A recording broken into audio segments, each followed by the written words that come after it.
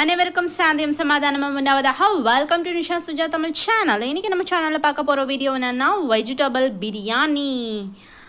இந்த வீடியோ பார்க்குறதுக்கு முன்னாடி நம்ம சேனல் நீங்கள் ஃபர்ஸ்ட் டைம் பார்க்குறதா இருந்தால் மறக்காமல் நம்ம சேனலில் சப்ஸ்கிரைப் பண்ணுங்கள். பக்கத்தில் இருக்க பெல் ஐக்கானில் ஆல்ங்கிறத ப்ரெஸ் பண்ணுங்கள். வாங்க இப்போ வீடியோக்குள்ளே போகலாம். ஃபஸ்ட்டு குக்கரில் வந்துட்டு ஆயில் போட்டுட்டு 3 வெங்காயம் நான் எடுத்திருக்கேன். 3 வெங்காயத்தில் நம்ம என்ன பண்ண போகிறோன்னா 2 வெங்காயம் மட்டும் மிக்சியில் லைட்டாக தட்டிட்டு அதை இந்த குக்கரில் சேர்க்க போகிறோம். நம்ம சேர்த்துடலாம். அந்த ஆயில் போட்டுட்டு ஆயிலில் நம்ம இந்த வெங்காயத்தை கொஞ்சம் கொஞ்சமாக ஆட் பண்ணிக்கலாம். ஆட் பண்ணி விட்டதுக்கு அப்புறமா நம்ம நல்லா இதை ஸ்ப்ரெட் பண்ணி விட்டுக்கணும், கலரி விட்டுக்கணும். நம்ம ஏற்கனவே 2 வெங்காயத்தை தட்டி போட்டாச்சு. இப்போ மிச்சம் இருக்க ஒரு வெங்காயம் நம்ம அரிஞ்சு இந்த மாதிரி போட்டுக்கலாம்.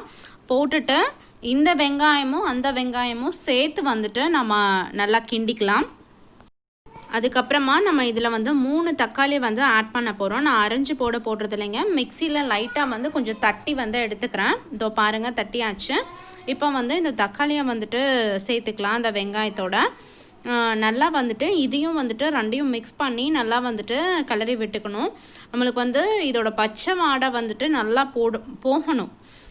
வெஜிடபிள் பிரியாணினாலே நம்ம இஞ்சி பூண்டு பேஸ்ட் எல்லாமே எப்படி, இப்போ இஞ்சி பூண்டு பேஸ்ட் நம்ம ஆட் பண்ணிக்கலாம். ஆட் பண்ணும்போது பார்த்திங்கன்னா இது வெஜிடபிள் பிரியாணிங்கிறப்ப நம்ம சிக்கனோ இல்லை மட்டனுக்கோ யூஸ் பண்ணுற அளவுக்கு இஞ்சி பூண்டு அதிகமாக தேவைப்படாது. இதுக்கு அதை விட கம்மியாக தான் தேவைப்படும். ஸோ இதுக்கு தேவையான அளவு நம்ம போட்டுக்கலாம். அதுக்கப்புறமா பீன்ஸ் எடுத்திருக்கேன், வெஜிடபிள்ஸ். இதை நல்லா பொடி பொடியாக நறுக்கிட்டு இது நான் இதோட ஆட் பண்ணிக்க போகிறேன். இதையும் ஃபஸ்ட்டு நம்ம நல்லா கிண்டி விட்டுக்கலாம், எல்லாத்தையும் சேர்த்துக்கலாம். பீன்ஸ் போட்டாச்சு. நெக்ஸ்ட்டு நம்ம என்ன காய் எடுக்க போகிறோம் அப்படின்னு பார்த்தீங்கன்னா கேரட். நான் ஒரே ஒரு கேரட் எடுத்திருக்கேன். ஏன்னா இந்த கேரட்டே ரொம்ப பெருசாக இருந்தனால இது ஒன்று மட்டுமே நான் கட் பண்ணிவிட்டு நான் இதோட சேர்த்துக்க போகிறேன். கேரட் போட்டாச்சு.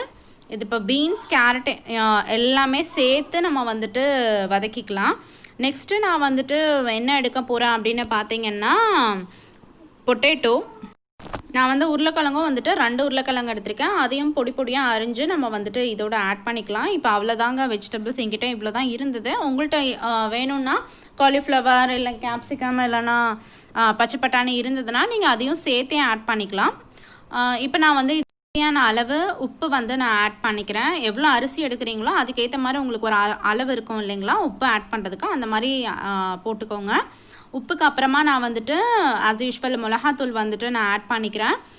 உங்களுக்கு காரம் எவ்வளோ வேணுமோ அதுக்கு ஏற்ற மாதிரி நீங்கள் மிளகாத்தூள் போட்டுக்கலாம். இதில் நீங்கள் தயிரும் ஊற்றிக்கோங்க.